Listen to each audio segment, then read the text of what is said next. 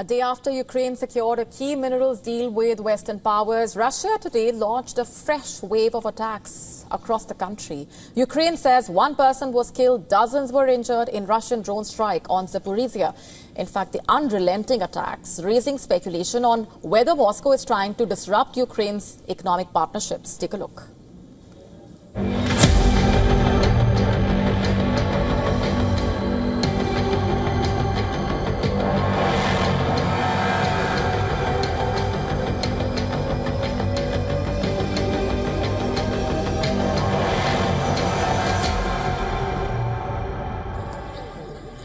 A chilling show of force.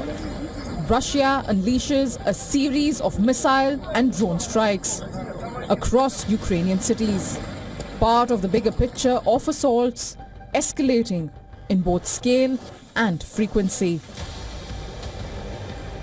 Now Russia hits Zaporizhzhia. Ukraine claims residential areas and energy infrastructure have been targeted, leaving several injured and entire neighborhoods in the dark. The drone strike has left apartment buildings, an educational facility and a critical infrastructure site in ruins. Russian forces targeted 162 locations in one day. Apart from Zaporizhzhia, the attacks focused on Sumy, Kharkiv and Donetsk. The devastating attacks come just a day after Ukraine signed a major minerals deal with European and North American firms, in a move crucial to reduce global dependence on Russian resources.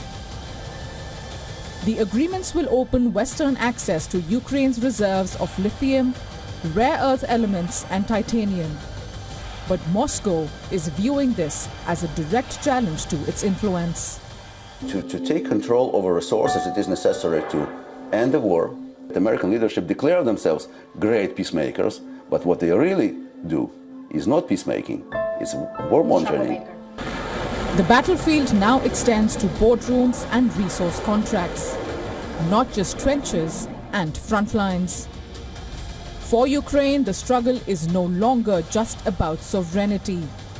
It is also about securing a future beyond the war, powered by its own wealth beneath the soil.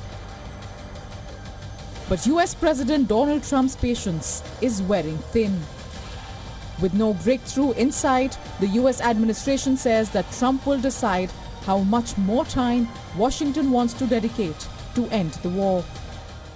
When I say this deal, I mean getting these guys to actually propose a peace settlement, but it's going to be up to the Russians and the Ukrainians. Now that each side knows what the other's terms for peace are, it's going to be up to them to come to an agreement and stop this brutal conflict. It's not going anywhere, Brett.